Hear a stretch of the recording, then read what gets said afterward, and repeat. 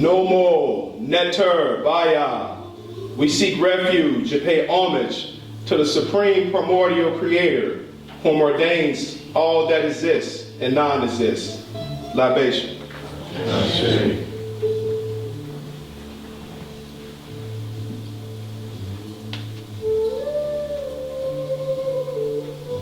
No more hurt neteru baya. We seek refuge and pay homage to the company of our ancestors who manifest as divine laws, principles, and attributes and virtues of the Most High primordial creator. Libation.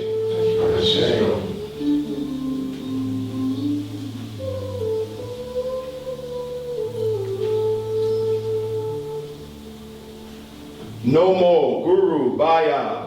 We seek refuge and pay homage to all the gurus, mystics, saints, and spiritual teachers and masters from time memorial, from the known to unknown, in our present time cycle, for their immense love of humanity and the Dharma and the teachings, who makes tremendous sacrifices on our behalf for the sake of self and God realization.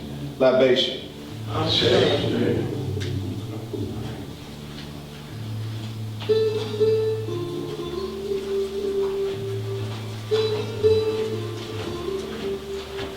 No more Dharma Baya. We seek refuge in the teachings of the great realizers, Buddhas, mystics, sages, and Sufis from time memorial, from the known to unknown, and from our present time cycle. And we shall be as retainers of the gift of grace. Libation.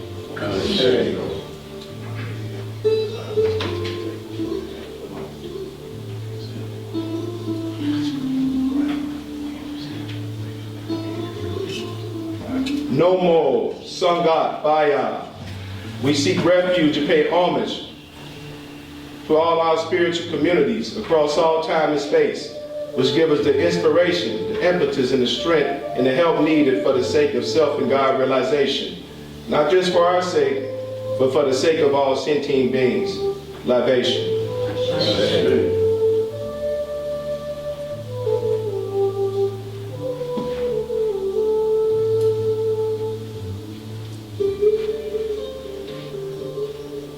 Mer Nefer Hotep, Ma'at Nefer Seba, Bhagwan Afrika, Guru Mojiba, Ibae Ashe.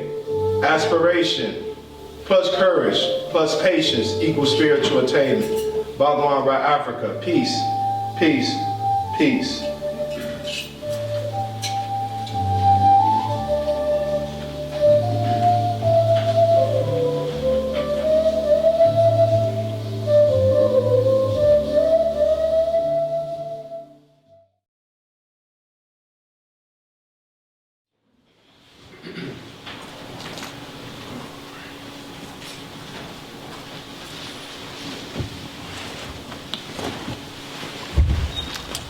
One day I'm gonna fall. Oh no. Right shaking. Right shaking.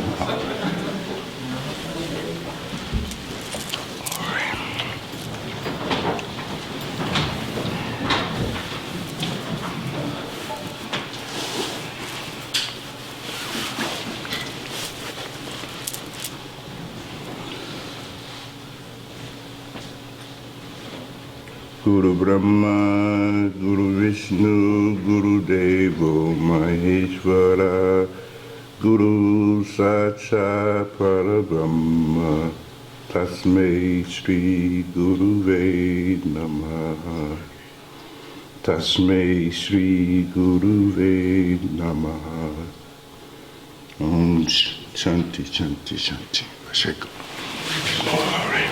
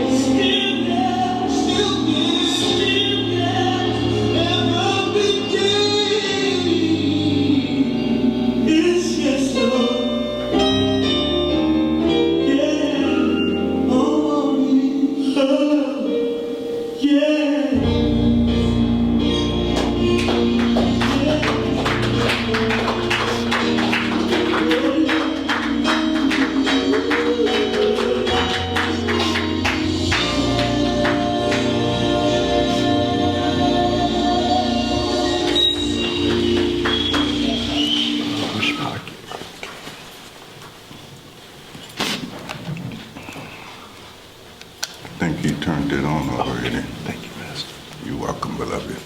Let the church say amen. Amen. All right, this is the easy part. You see, the path of devotion is easy. Everybody can do that. If you have just a modicum of intelligence, you know that you have not brought yourself into being. You know that you're not circulating your blood. You know that you're not breathing yourself. This is perfectly obvious. You don't have to read any great spiritual treatise to know that, right?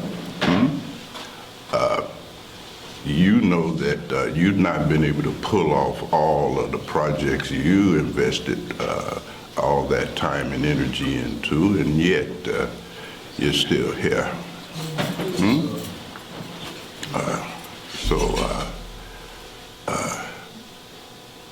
It's easy to be devoted, easy to love God if you understand who's in charge here. And get with the program. But if that's not possible for you, you can kiss self and God realization goodbye. Are you with me? And that's not going to happen. You could still be religious in a conventional sense, in the spiritual sense of the word, so forth. Even a good person, but you're not going to be a Buddha. You're not going to be a Mahavir. You're not going to be Sajoba. You can't get there if you're stuck only in the conventional concepts associated with religion and spirituality, you see. So forth and so on. Well, I didn't intend, but Roger Bill be playing the music. You see, blame him. I didn't intend to say anything about that. I had a whole nother agenda. I was going to be well behaved today. Beautiful Sunday morning, but what can you do? I have to surrender to the music. But what would you rascals like to discuss on this beautiful Sunday morning?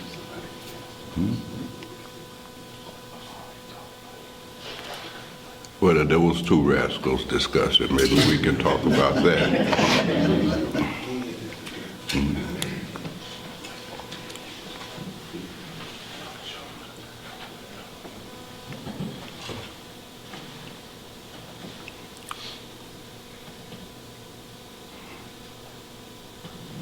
Yes, beloved. Rashaken, beloved. In one of my classes, thank you. It's okay. Take it off. I can probably project too. In one of my classes, we were talking about the super volcano in California. And one of the exercises that we had with the students is to kind of imagine that it would erupt in your lifetime and kind of things that they would do. You know, and of course that exercise, it makes you think. Some people said they would pray. One student said that she would eat her favorite foods until she vomited. Really? Yes. But it made me think a little bit, and I wanted to ask you if you could talk more about the dissolution of the body, because even if that doesn't happen in our lifetimes with the volcano, that is going to happen. Yes. You said you're going to lose your body. Yes. You're going to lose everything and everyone around you. So Absolutely. we have to go through Yes, whatever yes. that Armageddon. Oh, yes. Oh, And it is. Oh, yes. I just want to ask you. And it's not going to be fun. And all of the pain that you've been able to avoid by going to see your doctor and your Bengay and your Tylenol and so forth and so on, that ain't gonna work in that moment. Are you with me? One of the mystics described it as being like skinned while you're alive, psychologically and emotionally, you see. Everything that you are clinging to in the hope that it will make you happy ends. And it ends abruptly. You don't know when, where, or under what circumstances, you see. In fact, beloved, I know you appreciate the Buddha Dhamma, you see. And the Buddha says that of all of these baskets of teachings that he has given those bhikkhus and sannyasis that were the part of his Sangha and so forth and so on. And he gave a lot of different teachings, of course. But when asked what's the greatest teaching that the Buddha gave, the Buddha paused, reflected, and said, the greatest teaching is the teachings on death, the inevitability of your death. He said, in fact, your sadhana should be grounded in the constant mindfulness of death. You see, mindfulness of the prana, that was beginner's work. Are you with me? Watching your breath go in and out. It had a deeper purport, you see, because the ideal is that that breath of life, that prana, right, it's going to end, right? And he presumed that you understood that breath is everything, isn't it? You see, You may break your leg, break your arm, something like that, but you're still breathing. Right? The breath of life, right? You see, in the Kemetic tradition, in the African tradition, you see, they talk about this breath, the breath of life. Even in conventional religion, they talk about the fact that God breathed the breath of life into you and so forth, you see? And even in conventional medicine, especially when the obstetricians and when you have a baby, right? If that baby don't come out hollering and screaming and kicking, right? What is that doctor gonna do? Gonna slap shit out of him. Because you gotta breathe, right? That's life, you see. Well, you all know all these things, but very often what you don't understand is that that breath gonna end. And with that, everything ends. So if you're intelligent, you see, and that's why the Buddha said that his way requires intelligence. You have to be an intelligent individual, you see, to become a bhikkhu in his tradition, right? And he said, look around this place. You see every Tom, Dick, and Mary getting sick, getting old, and dying, right? It's all over the place, right? Yes, sir. But you presume it's not going to happen to you. Correct? Yes, sir. Y'all through playing with me? Okay, then we can get down to business here. You gonna die. The you that you think you are, the sense of self that you operate out of on a daily basis, that's coming to an end. Now here's the question. Are you prepared for that? That's the whole point of spirituality, is the preparation for that.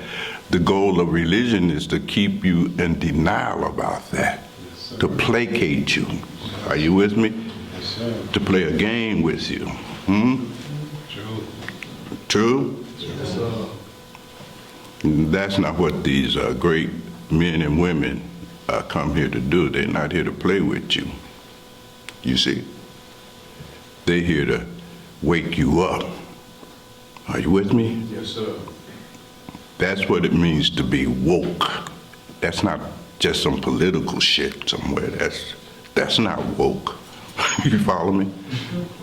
The Buddhas, they come and they're really here to wake you up from your maya, your ignorance of the fact, right? Because you make 1,001 plans, right? I mean, don't we? We make all kind of plans, right? You want to retire, you put away a little money in that 401k because you know you don't want to eat dog food, right?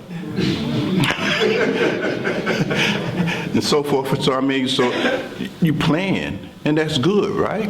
Nothing wrong with that. Practical. You're practical when it comes down to things like that, right? But you're not practical about the one thing that is guaranteed to happen. No doubt about it. You see, and the Buddha said if you can't do that, if you're doing your life without factoring your inevitable death into the way you do your life, Buddha said you're a fool, fundamentally. You're a foolish person, basically. You see, ancestors in Kemet and the Matanata tradition, they talk about that all the time. You know, first lesson a child is taught, you're gonna die. Right? Now live your life on the basis of that revelation, and that life can become meaningful, purposed. But subtract the reality of your death from your life, you will live a meaningless life of no value whatsoever. Would have been better that you weren't born at all. Are you with me? Yes. Feeling me? So that's what sadhana is a purpose to do, is to prepare you for that. So you don't come on the path to make so that you can win the lottery. That ain't what the path is about. You don't come on the path so you can get a husband or a wife or something like that. No. You come to a spiritual path to get prepared, to be helped to get prepared, to wake up here, and start factoring the inevitability of your own death and dying, your mortality into the way you do your life. That's what that is about. And that is what transforms your life. Are you with me? True? If you're reading all these books and all these sutras and all this stuff and you haven't factored that in, you're not even going to understand what you're reading. You'll become an intellectual. You'll have a lot of information. Your life won't be transformed. Books can't transform. In fact, you don't have to even read a book. Just look at this place. You see? Look at your condition that you are in. You see? And wake up. It's really that simple now. We can spend a lot of time unpacking it, but fundamentally, it's what we call aparosha jhana. It's direct knowledge. You see? Right? You feel the aches in your body, right? Your hair is disappearing, your teeth are gone, knees hurt, beard is gray. Nobody asking you for your phone number no more. You're on your way. Every breath that comes in and go out, you're moving that much closer. You're moving at the speed of breathing. Watch your breath. It'll make you serious. That was the whole purport behind the practice of mindfulness on your breath. It'll wake you up when you understand every breath. You're one breath closer. You're running out. You only got a fixed amount of breaths here. And what are you doing with your breath of life?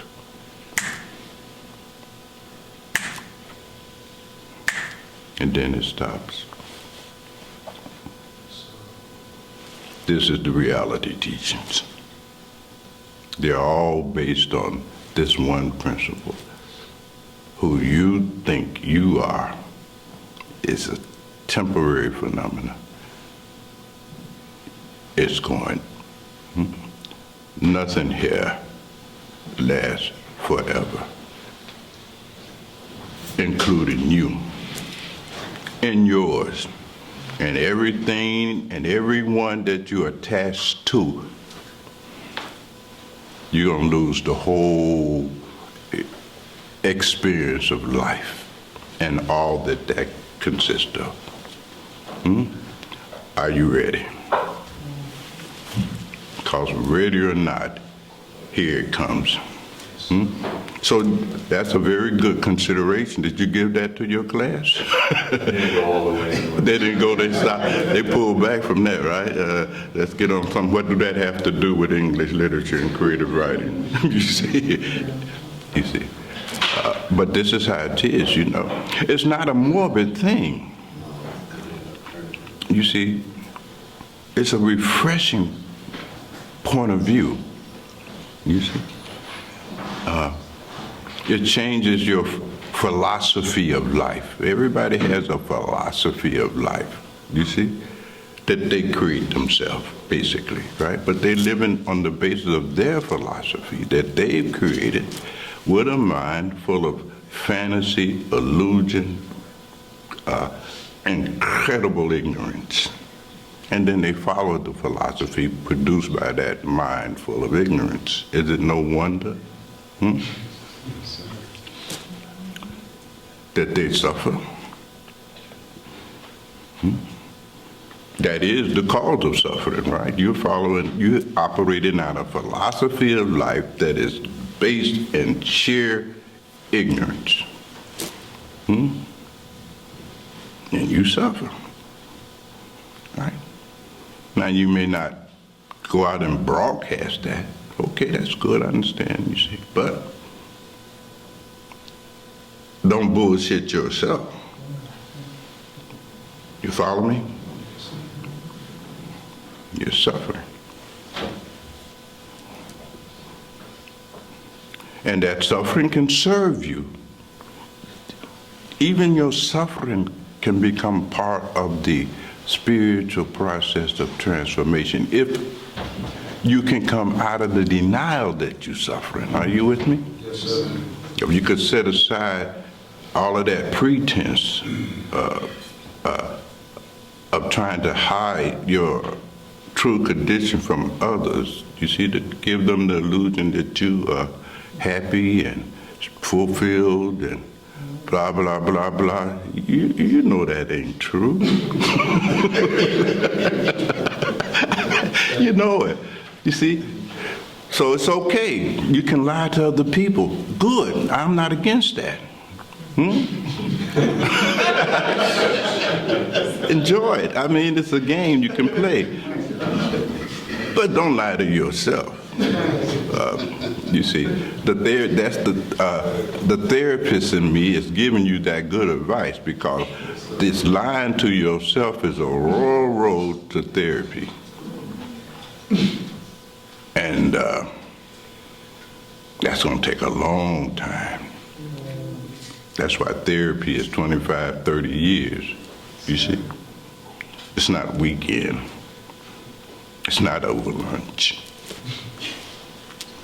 It's a recalibrating of all of the ignorance. Got to be cleansed from your mind. That's hours and hours and hours and days and weeks and months and years of therapy. If you get good therapy. Because you know some therapists crazy themselves, right? Y'all know that, right? Okay, look, be forewarned. You see, Kabir Sahib said even the milk that you suckle from your mother's breast has to be cleansed out of you. Because you got it all wrong here. Don't you think so? Right? You're trying to attain bliss, ananda, right? And you trying all kinds of things and ways to do that, right? Yet there is no ananda. It's a done on you. Maybe you're doing something wrong. Maybe you don't have a clue. Maybe you should pause for a moment, stand still. I used to use the example of you're in the forest, right? And you done got lost, right? He says, be still. Jesus says the same thing. And then listen to where you hear the cars going down the road or somebody talking and go in that direction. Well, in that same sense, listen to the truth. Listen to the truth, because you lost. You see, you all over the place, searching. Can't find it. You can't find the right woman, you can't find the right man, you can't find the right kids. I mean, can't find the right job. I mean, come on. It's something. Always gonna be something to disturb your tranquility. You see, you have your moments, you see, no doubt about that. But usually, they're when you fast asleep in susupti. The moment you wake up, shit is on again. Right? Then you go into dreaming to somehow compensate for the absence of your desires being fulfilled while awake. So you dream about a woman, you dream about a man. You dream you were rich, you dream this, you dream that, right? But it ain't real. And so when you come back into your awakened state. Now you bring depression. Oh, shit. You know, in the joint, some of y'all been in the joint. I don't want you to raise your hand because, but those of you who've been in the prison, right? and you've been away from your woman and all of that, right? And you done got one of them good dreams, right? Well, every other inmate, no, we don't wake you up. Nobody mess with you when you having one of them good dreams, because you see, it's the only false happiness that you can have. Let them dream. Don't wake them up. The masters are like that. Maharaj used to say, these saints come into the world. They ain't coming in the world to get those people who are fast asleep. Let them sleep. You see? Let them sleep. And Maharaj said, these great saints and so forth, they come in there for those who are tossing and turning. You see, who awakened state experience is turned into a nightmare, right? You see, they screaming. Are you with me? You all had children, right? Some of the time they have nightmares. I know Chanti used to have nightmares once a week. Right? And so you didn't go over there and then say, oh, Bhikkhu, baby, you'll be all right. No, you woke her up, right? You have to wake them up. True? You can't give them a discourse. You see, you have to wake them up. You see, and that's what they do. And in some tradition, it's more radical, you know, because they can't get to you with words, so they have a Zen stick. It will hit you. You see, some seeker went to a Zen master, asking some questions, you know what I mean, about the nature of Zen, what being on the path of Zen is like. Are you with me? Right? You probably heard the story. You're a student of Zen. And he had all these questions that he was asking, right? And the master was saying, no, that Zen is not like that. You know, he read a lot of Zen books and all of that, you know. How do I do calligraphy? And you know what I mean? And the tea ceremony. Is Zen like that? And the master said, no, Zen ain't nothing like that. Well, you know? And he had another question. Is it like this? Is it like that? And at some point, the Zen master just couldn't take no more, right? He just grabbed him and threw him out the window. He said, it's like that. You see, it's like that. You know, see when you be falling from the top of a roof, right? You notice how the mind shuts down? You ain't worried about getting your car washed, right? True? And when you're in that falling, that you see that ground down there, right? You ain't thinking about nothing but surviving, remaining alive. True? It's like that. Sort of like that. You get detached. So when you can bring your death into your focus and live on that basis, you know, oh man, I'm about to die. Now when you have that, what else are you concerned about here? Detachment is automatic, right? If you know that you can leave out of here and you're going to be dead in an hour you see? If you knew those kind of things, people that try to find it out, but they can't get, you see, it's a secret. It's a well-kept secret. You know, they go to the astrologers and the horoscopes and the tarot cards. They trying to figure out how much time I got. You see, if you can't figure that out, I know you've been trying. You see. But if you could figure it out and you knew that this is, I'm down to my last 200 breaths. Now, what are you going to be attached to when you know that? Nothing. Nobody. Right? That's how it is. Roger Ver is a undertaker amongst many other skills he has. he takes a lot of things, but one of the things he made a living at taking dead bodies, right? And he can tell you, you can still smell the cologne. Her lipstick is still there, perfect. Her eyeshadow, she's still cute. She's still cute, got her red bottoms on. You see what I'm saying? She in there, right? She didn't know that it wasn't going to end up in a beautiful night with a handsome man. She had no idea. She had prepared for something that didn't even happen. We do the same thing.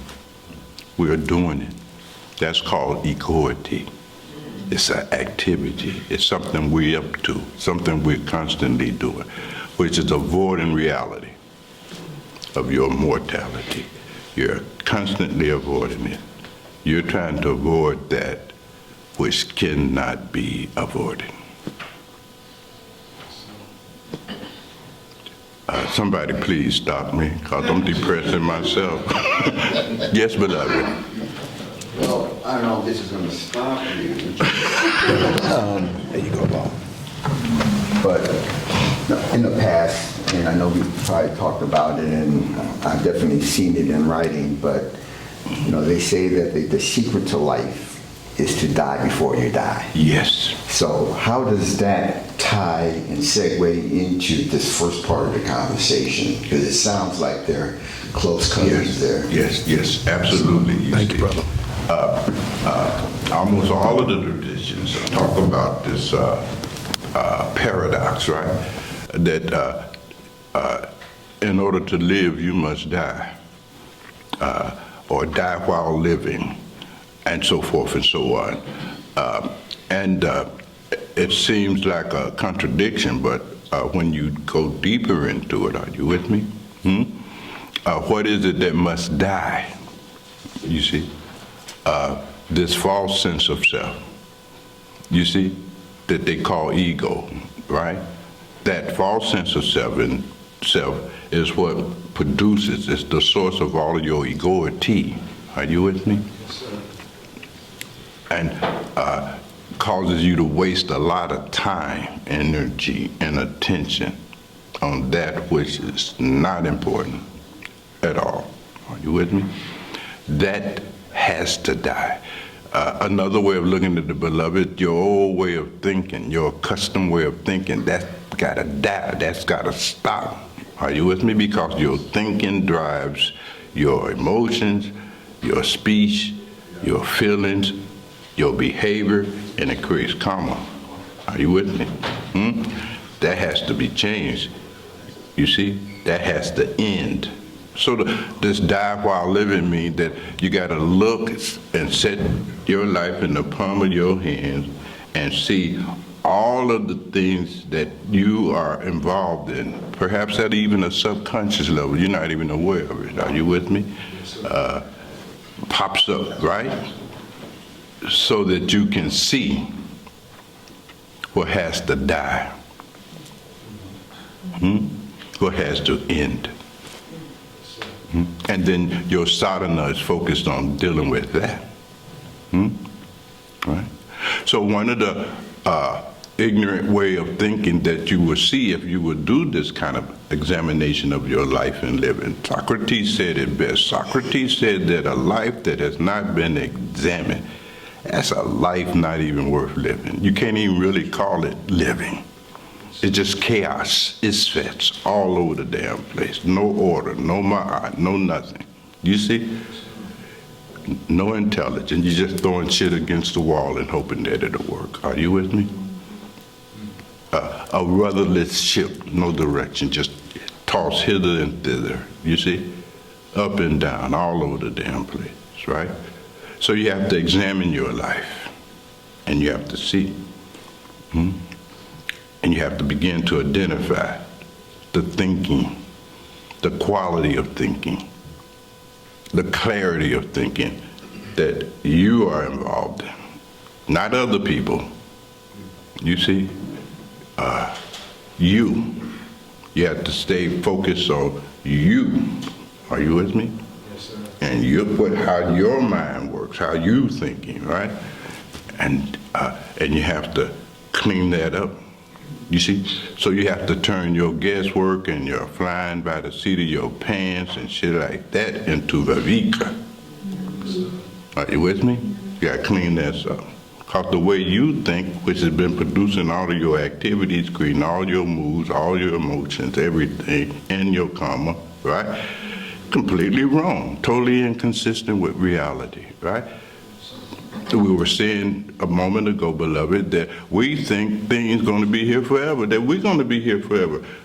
So if you think you're going to be here forever, you think everything that you are attached to is also going to be here forever. Where you get this idea from? Are you with me? Reality completely contradicts how you think.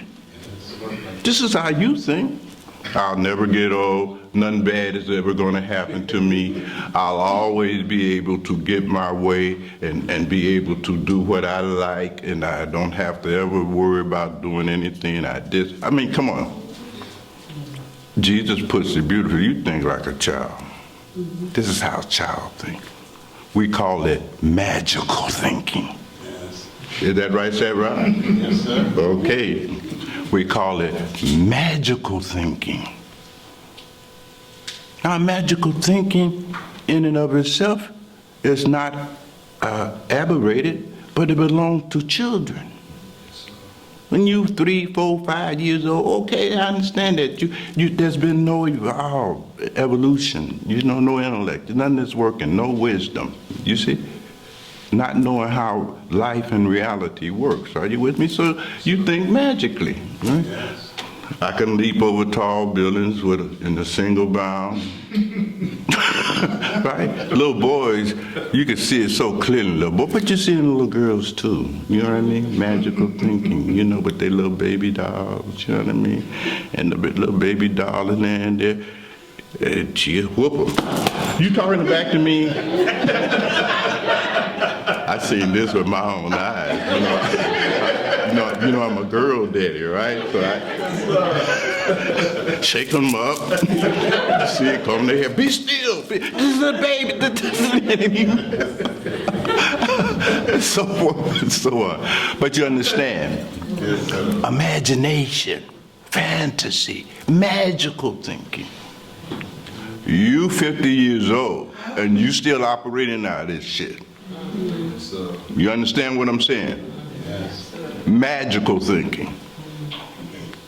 Not vavika, magical thinking. You fail to fulfill one of the conditions that Jesus placed on those who would come follow him. And he says, I understand, when you were a child, you thought like a child, you acted like a child, your values were that of a child, etc., etc. But when you become a man or a woman, what must you do? Put away child. How many of you done put away your childish thinking? Talk to me. How many of you put away your childish thinking, your magical thinking? You see? You think you're going to read a book and become a Buddha. That's magical thinking. Are you with me? Yes, sir. You follow what I'm saying? Yes. Churches deal with that. You still want to be saved. More magical thinking. Nobody here that's going to save you. You see? You might want to read Roger Vere's great discourse on Save Thyself. They're available at the book table. You understand? Do you all understand me? Yes, sir. And how do you know when you are operating out of magical thinking in an adult reality? How can it be anything other than a chaos and suffering? You think everybody gonna like you.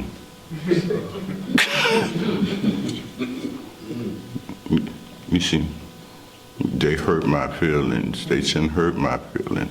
Oh, what world do you live in? You remain very egocentric, as we call it. That's one of the developmental stages from the psychological point of view, where you think everything is about you. And what's going on here, in reality, ain't about you. So you trying to somehow get reality to be the way you want it to be. That ain't gonna happen. You got to get in harmony in my art with reality. Now there's many different traditions that addresses that. One of the traditions is called Spandak. You see, it comes out of Kashmir Shaivism. I don't know how many of you are familiar with that. But in Kashmir Shaivism, as in the ancient Kemetic system, it was all about how to get into harmony, how to get into my art. This is what's happening here. And when you can't get into my art, and you can't get into harmony with this vibration of change going on here, you're gonna suffer. You're not gonna trump that. You don't want your children ever to die. They're gonna die. You don't want your wife to die. She gonna die. You don't want your husband to die. He gonna die. These bodies gonna die. Now, I don't mean to be morbid about that, but you understand? You ain't gonna change that. This is not gonna happen, right? So you gotta get in harmony with the laws of life, you see? You have to know how this thing is going here, right? You can't have some fantasy about it based on your magical thinking, right? We're gonna get married, me and you, we're gonna get married, we're gonna live happily ever after. Oh my God, greatest fantasy that a human being can have. That ain't how that gonna work. Are you with me? Because y'all don't think alike. You have different values, gonna have some conflict, disagreements. That's how it is. And if you can't adjust in that moment, right?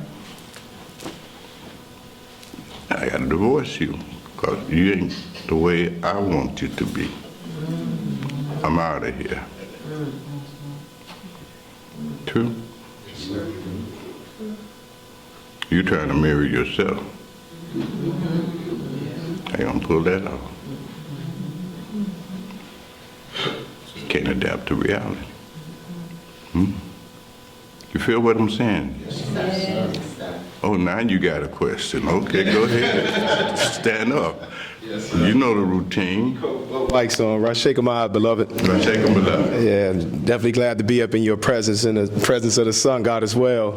Yeah, I want to say, beloved, you taught me a lot of great things, just about everything I know, because I still don't know nothing.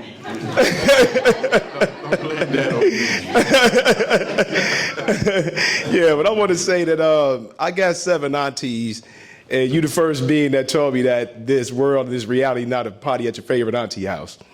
Get you straight. But I want to say, as far as like on the awareness of Viveka, can you explain to us that how discernment and dispassion plays its place in you being able to see clear in this reality? I got you. Well, Viveka is clear thinking. Thinking based upon how things really are and not how you want them to be. Are you with me? In fact, Maharaji used to say 90% of the transformation that you are looking for on a spiritual path has its origin in clear thinking. You see? Now, when your thinking is in coherence with reality, right?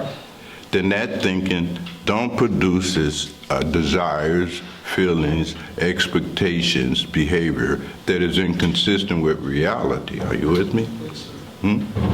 So you will know what's important, for instance, and what is not important. You will know what is true and what is not true. Right? And so now when the experience is arising, right? You have an experience all the time, right? Yes, sir. So if you stick your hand in fire and it burns, right? You understand, right? You shouldn't have to exercise any discipline in order to avoid reaching into fire, right? Well, now, with Viveka, clarity, right? And you got children, you got a woman, right? And so forth. Well, you may have more than one woman. Let's just say one. Let's just say one woman, for the sake of argument, right? And if you can see that, and let's say that you are very attached to that woman, right? Right. And then your thinking clears up, right? And so that you no longer are operating out of that kind of concept and thinking that makes you feel you possess her. She's yours, like something you possess, right? And of course, while you were operating out of that faulty way of thinking, right? You were controlling and all of this kind of things, you see? Because you possess her, she has to do what you tell her, right? And all of that, right? And the woman just got tired and left you, and you all brokenhearted, right? Now you go to your next woman, right? And will you try to possess her? No, sir. You would. He would, I know, but I'm talking about in the example that I'm giving, you know what I mean? You're probably right though, but you know, I'm trying to help the boy. Right? So just like you got burnt and you see, you don't have to discipline yourself anymore. That ain't sadhana no more. Are you with me? Yes, sir. That's understanding now. You understand, right? So this clear thinking, this Viveka, is the source of understanding, right? You become a man or woman of understanding, right? Now without Viveka, in the capacity for clear thinking, you don't understand nothing, really. Your life is proof you don't understand anything. Are you with me? So you'll get attached, you see? One of the things about I used to always tell us, at least me, because I was like you, just dumb as a shoe, right? But he says that no one or no thing belongs to you, nor do you belong to anyone or thing. So you got things that you belong to. Are you with me? Yes, sir. That dictates, right? You got all that stuff, right? And so then it tells you, you know, you got you a nice house, in the house now the wind blew the door off, and the house said, Samurai, go put that door, come put me back up there. You got to go out there and put it back up there. You follow what I'm saying, right? All of the stuff that you got becomes your master, fundamentally. You see? So it gets very, very deep, you see. But the point I'm making, beloved, what Viveka does automatically, you get Vairagya. You can't get detachment without clear thinking. This is not going to happen. You get suppression, yes. You get repression, true. You see.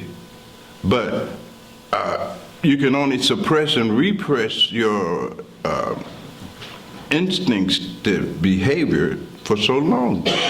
It's going to explode. Are you with me? Yes, sir. Because it's not grounded in any real understanding. You see? So, you get angry at the woman, you follow what I'm saying? Because she's not being the way you want her to be, you see? Yes, sir. All right.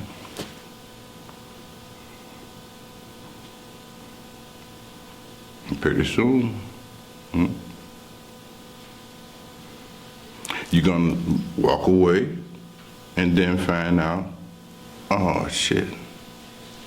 I've had clients that has married each other two or three times. They're learning how to be in a relationship. Are you with me? Yes, sir. I mean, they actually went to court and divorced, and then went to court and got another marriage license, right? It's crazy. Yes, sir. You see? It's crazy. But this is how it goes. Yes, beloved. Our conversation today just reminds me of this movie called Mother. And it's such a chaotic movie. If you watch it without really knowing the concept behind it, you'll be like, what am I watching? But basically the husband buys the wife a big house and he starts having company. And it's one You say thing- having company with company, like, it's like, he was an author. I see. He symbolically is God, and the wife is Mother Nature, basically. Okay. And he created the house for her. And the house, he started creating people, and people started coming into the house with issues, like it was kind of like the story of Cain and Abel. They came in the house, and Abel, which one? Cain killed Abel right in the house, and she's seeing this, and it just keeps getting worse. Like from each lifetime, there's more things. Then it's the war that started coming into the house. People start coming in, sitting on the counters and breaking the counters, and they're reconstructing the house. And the house symbolically was earth, right? And she's mother. That's why it's called Mother. She's Mother Nature. And the nature of the chaos of the world is happening right in this big house. And she's looking to God, he's the author, like, why are you letting this happen? Why you keep letting all these people into our house? And it's making me sick. And he's just like, just be patient, it's okay, and he's all these people are coming in for autographs and becoming dogmatic about it. They start becoming cults in the house, and she's like, what are you doing? Then she gets pregnant, and it's Jesus, right? And God is Where are we looking at going with this? I know. I'm trying to get to the point. You say we can see the movie, right? Right, yeah, you can see the movie. It's called Mother. But the point is that the nature here of chaos sometimes, and then we end up questioning God, I'm here, I'm trying to keep balance, I don't want to be angry, I don't want to be distracted. I understand what you're saying. What Yeah. you're trying to do, you're trying to tell God, do only that which I like. And don't do that which I dislike. You got to learn how to mind your business. You ain't running nothing here. Yeah. You see? God is in this place. That's what's running it. You ain't making no weather. You ain't even making human beings that you fighting with. True? But that's the issue. See? That sounds like a person that got issues with God, got issues with reality. Are you with me? And want reality to be hunky-dory and just only let that happen to me, which I like. You see, you're operating out of your ragas and your devesas, your likes and your dislikes. You can't function beyond the limitation of them, which means that you have not yet grown up. You're still a child, stuck in fantasy, magical thinking, right? Don't let my wife get sick. Don't let my husband get sick. Don't let my... This ain't how that goes. You see? There's nothing, whatever is happening to any other human being on this planet can happen to you. You're not exempt. Are you with me? You're not special. Well, may I take that back? You are special in the educational sense. You know, we have special ed. So that might. But you are you're having a psychotic breakdown, a kind of withdrawal, a rebellion against reality. The music that Roger Ritter was playing, you're living in God's will, not your will. Are you with me? We're trying to reverse the order of the universe, right? God's will is what's going on here. To put it in a kind of, basic sense of the word. God's will. You see?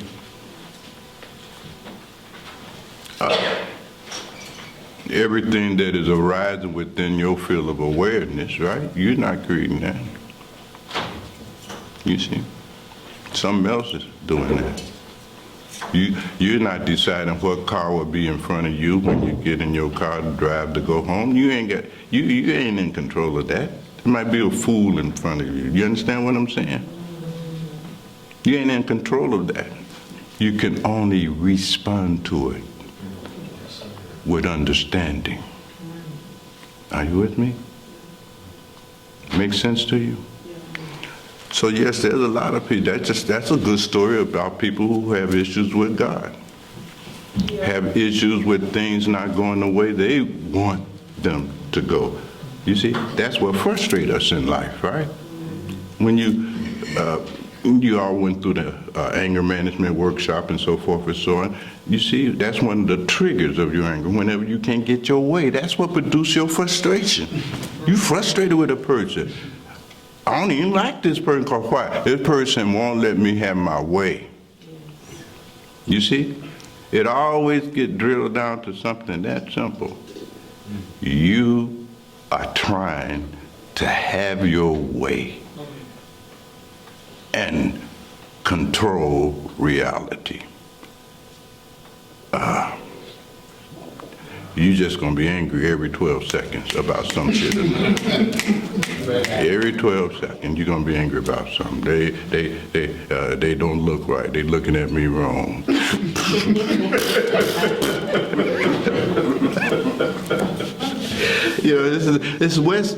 This is what's going on out here. Yes, sir. Right.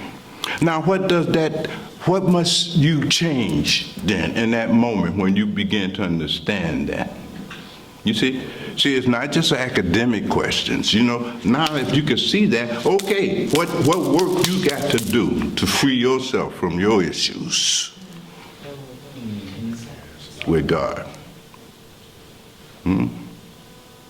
Why you put this person in my life?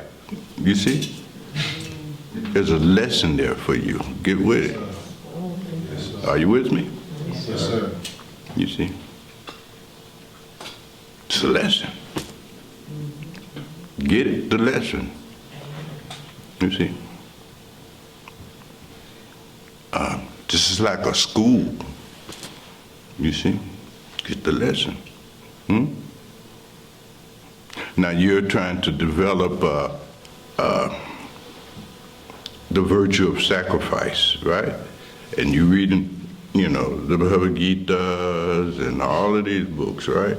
You're trying to cultivate through reading and intellectualization how to be more selfless, right? But what should I read? I'm working on becoming selfless. Give me a book. What would you suggest I read? I don't have no book you can read that would help you cultivate this state of selflessness. Right? But you're right, you do need to be more selfless. Okay, so God, send you a man, y'all make a baby. Now, when you had that baby, now you understand how to be selfless. You see, and you begin to see the connection. You see, you can't be selfless unless you love that which you are sacrificing for. It's the truth. Huh? Notice that. Yeah, I don't love my wife. Okay, then that means shit. You just, you can't sacrifice nothing. Yeah, Simple, it's real. right? How can I be a better husband? You can't be a better husband unless you love your wife. Then you're able to be more selfless in that situation. Are you with me? Right? Are you understanding me? Yes. See the connection? So if you can't love 2 or 3 people, come on. How you gonna love all sentient beings? Come on here with this nonsense talk. Are you with me? You can't even love 4 or 5 people. You can't selflessly serve. You see? Right? True? Yes, sir. Right. I want to serve all mankind, all womankind. Come on, man, you deluded. You can't serve 2 or 3. So you see, these relationships, folks, is what I'm telling you here. That's where you practice. Yes, sir. That's where spiritual practice occurs. Yes. Not in the library, not in the places like this.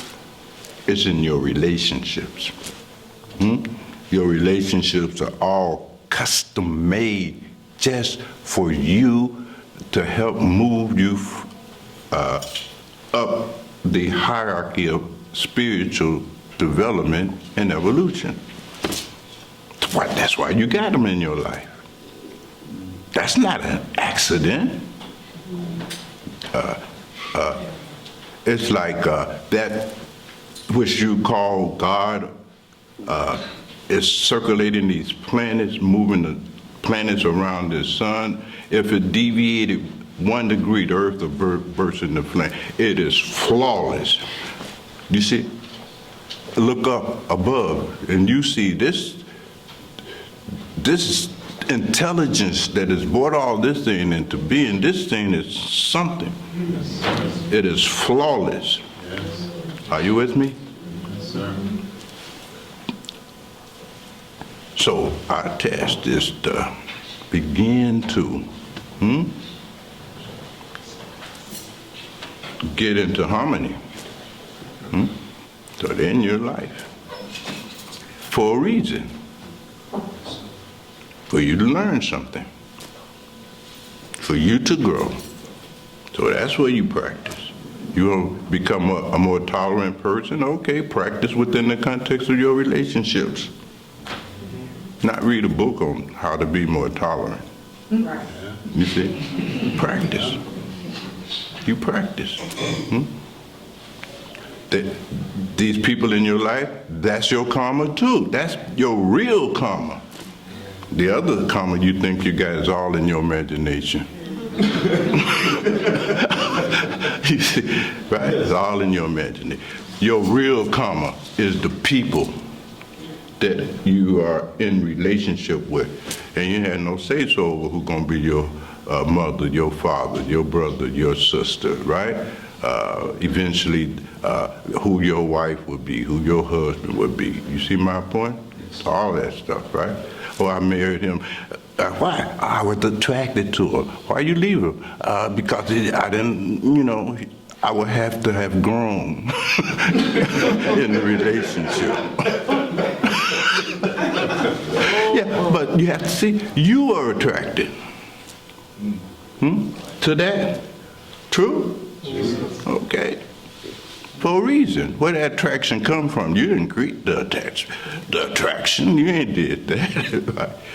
You didn't have a picture of that man on your wall that you had conceived and drew and as a little girl said, when I meet this kind of man, that's who I'm gonna marry. Here's my picture of the man I'm gonna marry. I only know one kid that did that. They saw Johnny Mathis. And they saw the twinkle in his eyes. That's what, Instead, they got one with red eyes. They thought they were attracted to sparkle. No, you were attracted to red eyes. All wrong. Oh, God. So, I mean, it's a lot that can be said about all of these things, of course. We're just, I only try to emphasize where the work has to start. Because when you do the work within the context of your already existing relationship, that is what work on yourself is all about. That's what you practice. You want to be more loving? Okay, start practicing that in your relationship. And remember, being more loving means being selfless. It ain't about you. Not at all. At all. It's not about being loved and appreciated. It's about, can you be loved and appreciative? That's what it's about. You see? So you can do that when the other person is groveling at your feet and praising you. You know what I mean? Right? And then yeah, you didn't be loving and all that, but you know. But what if there's not that praising? And what if there's not those feelings of appreciation? Can you be loving even when you are not loved?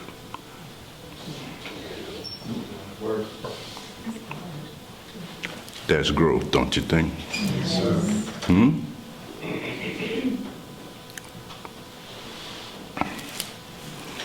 So,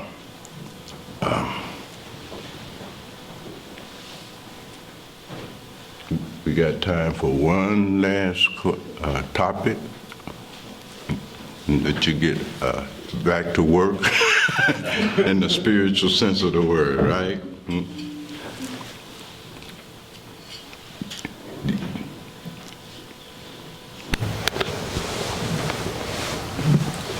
Something else to say about it, Diosa?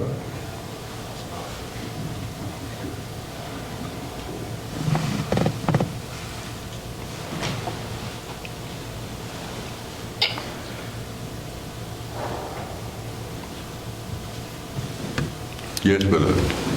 Here you go, beloved. Marsha Kumburusa. I say, beloved.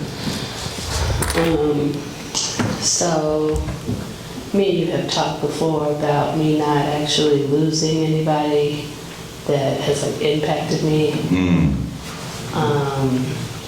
But 2 Thursdays ago, I went to a funeral that did impact me. It was my mentor from high school, and I've been reaching out to her for like the last 2 years. She never responded to me. And of course, you know, I went through all the motions. And then one day her husband just texted me like, oh, Gail's funeral is on Thursday. Wow. And I was like, whoa. And of course, it made up in my mind how she died and all of that. But then when I got there, what really freaked me out is that she caught dementia 2 years ago. And she just...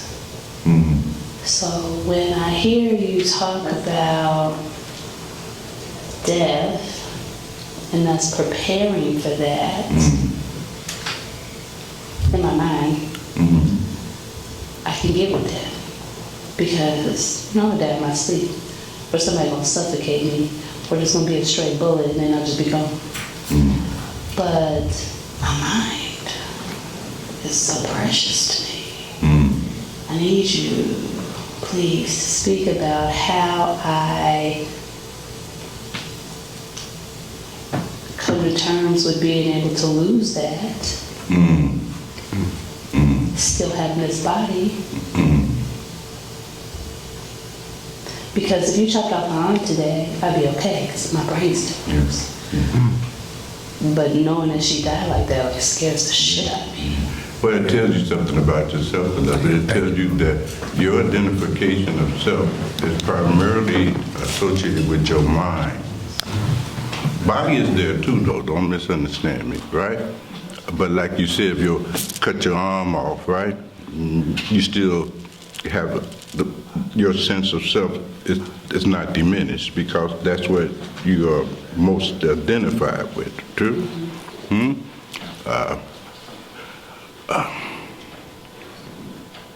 But that's something also that you can look at. You know, you may have to go on a retreat somewhere and sit down with it, you see? Because while you say that, in your example, cut your arm off and you'll be all right, you see?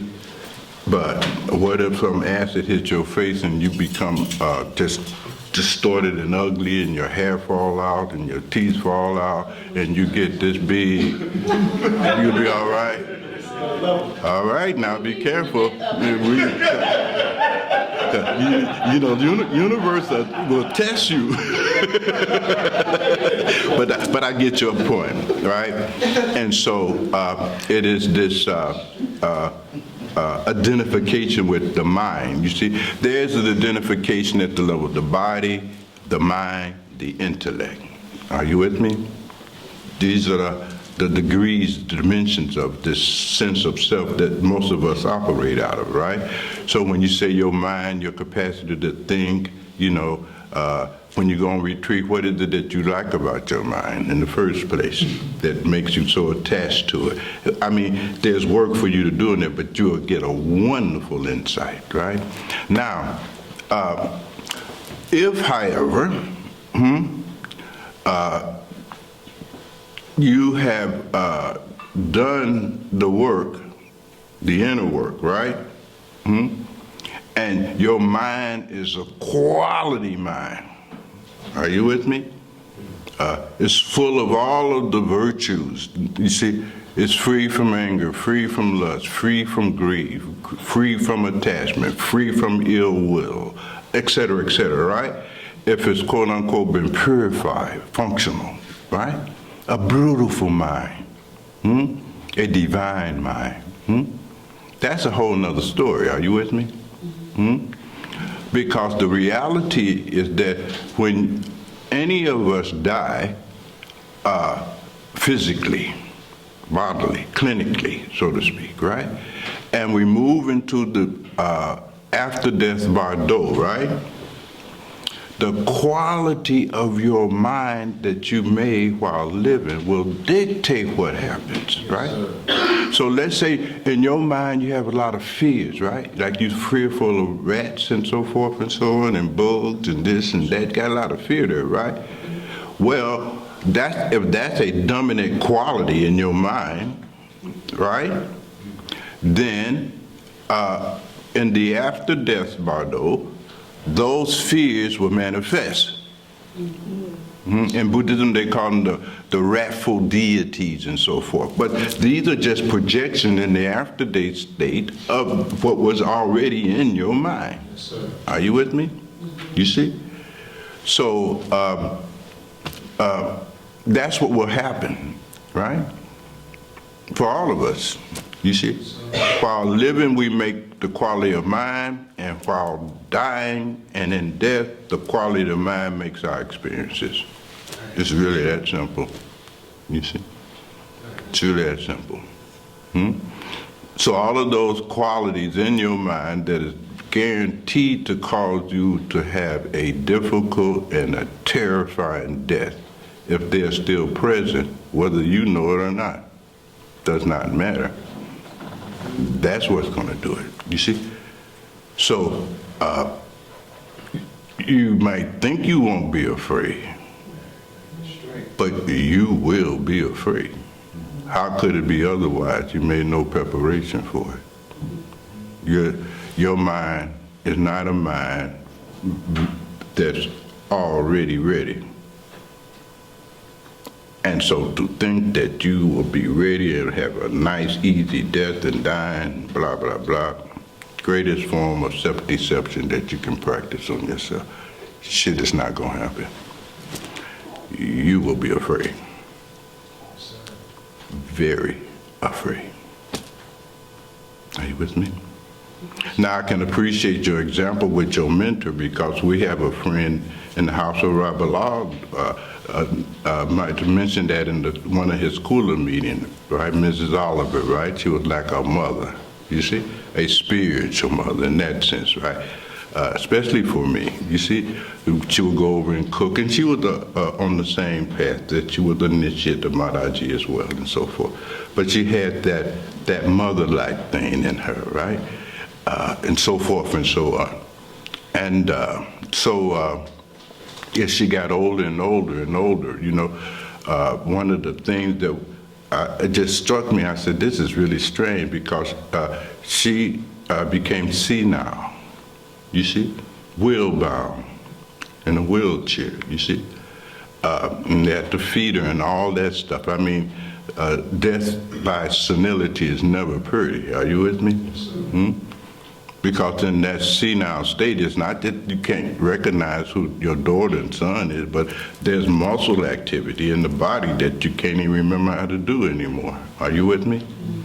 Such is the importance of the memory. Are you with me? Muscle memory and things of that nature. You all know all of this stuff. You're very sophisticated people. But to see that, you see my point?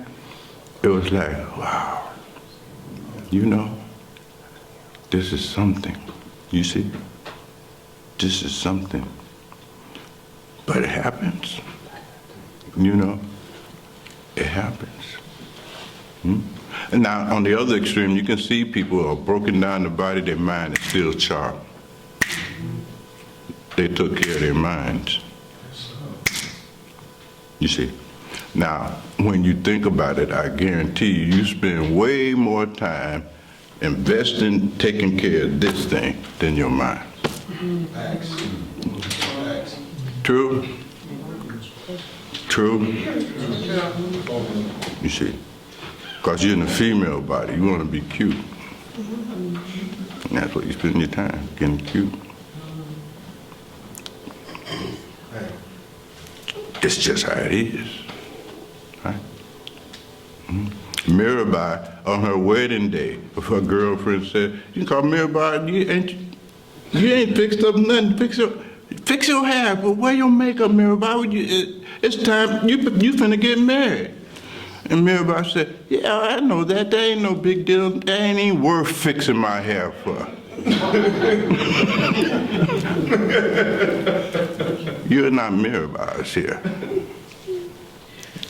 Don't get it twisted.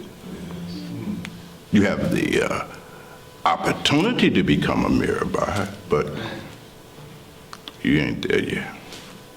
That's all right. There's a way. But you got to get serious about it. You see? And find out what it means to be woman. That's some great shit. That ain't beanbag. That's top shelf. That's divine bodies you are in. God workshops. Gotta have more self-respect for who and what you really already are. And get to work on that. You see? That inner beauty thing. You follow what I'm saying? Yes. That's where your work needs to be. That's same for these brothers too, so I don't want to, you know, be discriminating against you. Same thing with these brothers in here, you see? Still a little boy.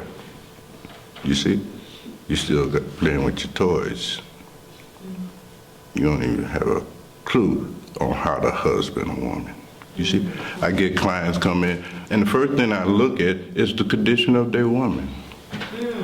Her hair's all undone, you know what I mean? She's all depressed.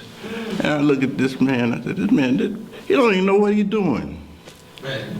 You done messed this thing up. He done messed up this goddess. You don't have a clue. You don't know how to husband a woman. You don't know how to bring her inner divinity up and out. You don't know how to do that shit. You know how to put spark plugs in your car. Tuna, yeah, you know all that kind of thing. Full service. Yeah. You know how to do that. You see? But you don't know how to transform your woman into a goddess. You don't even know how to treat her. Are you with me? Yes, sir. You see? You're not in the right relationship. You see?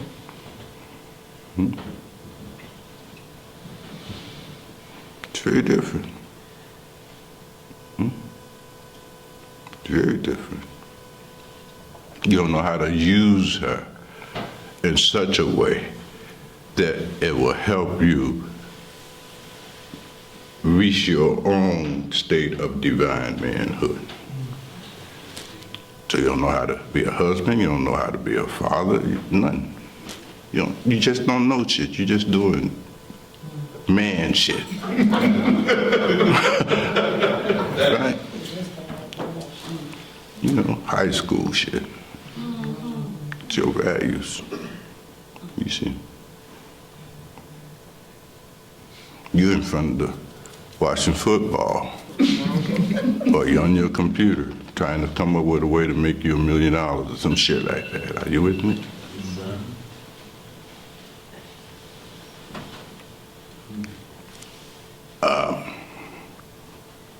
This is a whole nother thing. You see, this male-female thing, this Shakti Shiva stuff here. Are you with me? This is Shakti Shiva stuff. This is Osiris Isis shit here. That's got to get right. You see? And you bring your children into that, you see? Then those kids have had an immaculate birth. Yes. They've seen the harmony. They've seen the whole show. You see? Sacrificing, you see, for one another, blah, blah, blah. You see? The fighting and the loving. You have to see both. Are you with me? You have to see both sides of it. You see? It's a profound matter. You see? It's a very profound matter, right? And this is the business that has to be handled. But you know something, David? That business got to be handled in the bardo of old age. You see, you can't wait until you die of your cancer somewhere. No, this is not how that works. This is developmental. Are you with me? If you were lucky enough to hit old age and you enter into this bardo of old age, all right, you better get busy now because you missed your earlier opportunities. In the African tradition, there's 7 developmental stages that each one comes with those same kind of instructions you will find that informs the bardo trodo. But you're giving them. You see? Each stage. It's developmental. Right? Like you go to school, right? You don't want to learn arithmetic, you didn't learn division, multiplication, your timetables, you don't know how to divide nothing, you don't know nothing about algebra. And you want to take a class in differential equations and get an A. Come on, who you kidding here? Right? You can't add, you can't subtract, but you think you can do differential equations. Vector analysis. Come on, you deluded, you a fool. Same thing. You have missed all the other previous stages of development. We're right past old age. Now you're on your sick and dying bed, and now I'm gonna die with no fear. Come on. You'd never even learned how to live. How you gonna learn how to die? Hear me. Hear me clearly. You gotta die to live. And if that don't happen, you won't know how to live. And you damn sure won't know how to die. Wow. This is the truth. You see, don't take my word. Or the word of anybody for that matter. Get that book out, get your Gita out, your own life, and now look at it. Really look at it. That's the Gita. That's the most important Gita that you ever need to study is your own life, because your own life is occurring within the context of reality. And it will show you. That's a mirror. You see? It will show you. You really don't know how to live happily. You know how to live with suffering. You got that down to science, right? But you don't know how to live happily. You don't have a clue at all. Your life is full of complaining about this, bitching about that, blah, blah, blah, blah, blah. That's just evidence you don't know how to live. You don't even understand the rules of the game. How can you play this game called life? You don't even know the rules, right? You shoot the ball drops 2 feet in front of you, and you said, "Give me, that's 2." Ain't 2. 2 is when it goes. You understand what I'm saying? It's like that. You don't even know the rules of the game. How you gonna play the game? And then it got levels, just like a computer, right? Now you all can identify with that analogy because you spend a lot of time playing your little computer games. You know, you got level 1, level 2, level 3, level 4, right? But you don't even know how to play level 1. Now you got the machine on level 4, and you can't get none right. You ain't shooting nobody. You see? Do you all understand the absurdity of it all? Right? This thing is something. This is not beanbag here. And you must take your life seriously and use it for the purpose that you have been given it, to evolve, get higher, get closer to manifesting that divine nature that you already have. You see? You can't get closer to God if you can't get closer to you. This is not going to happen. It's not going to happen. You see? So you really gotta take yourself seriously here. Not in an arrogant way, you understand what I'm saying, not in a pathological sense of the word, but you got to be more serious. You got to know thyself, as the ancestors say. Whatever else you know, in the absence of not knowing yourself, it's just meaningless knowledge. It's useless, just a waste of time and energy. You don't know who you are, what you are, at all. You don't know why you're here. You see nothing. You see. That's the reality.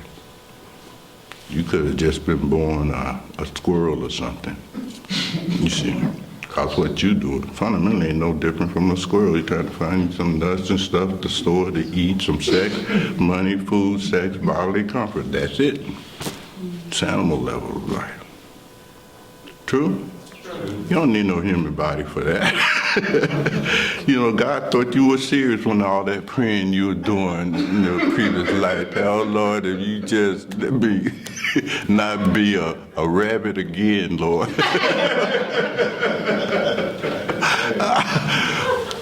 But Kabir Sahib, in one of his sutras, one of his vijakas, you see, he talked about the fact, he said that when we were all children in our mother's womb, right? Now you can imagine what that embryo was going through in there, right? Ain't no air in here. It's hot, 98 point something degrees, you see? All kind of stress, right? It's suffering in there, right? That ain't oceanic bliss. Freud is wrong, okay? That's suffering, you see? It is something. And then you got to go down through that fallopian tube. You got that big on head now. It's just like, you see, your whole body is full of snot and film and shit and piss, all kinds of stuff, right?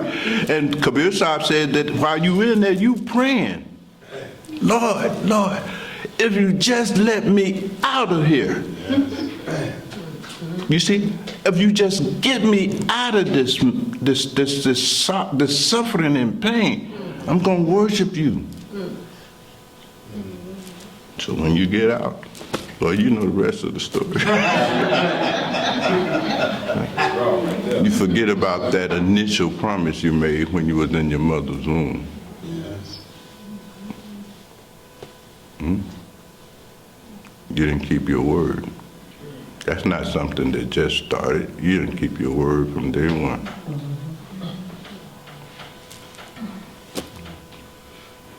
All right, I think I've said enough. Let's have some prashad.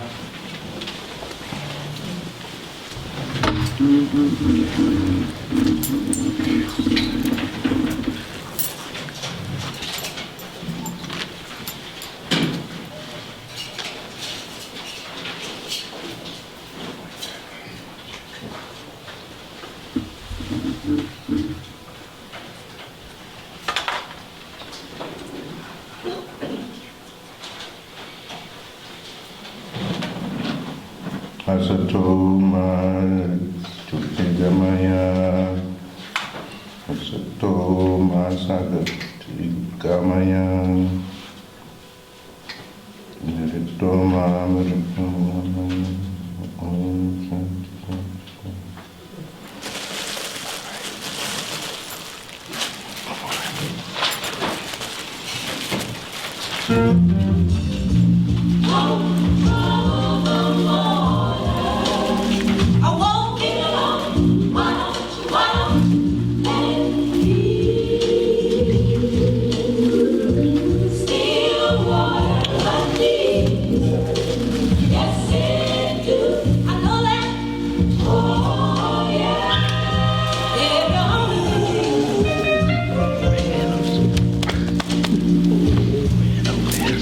come see me.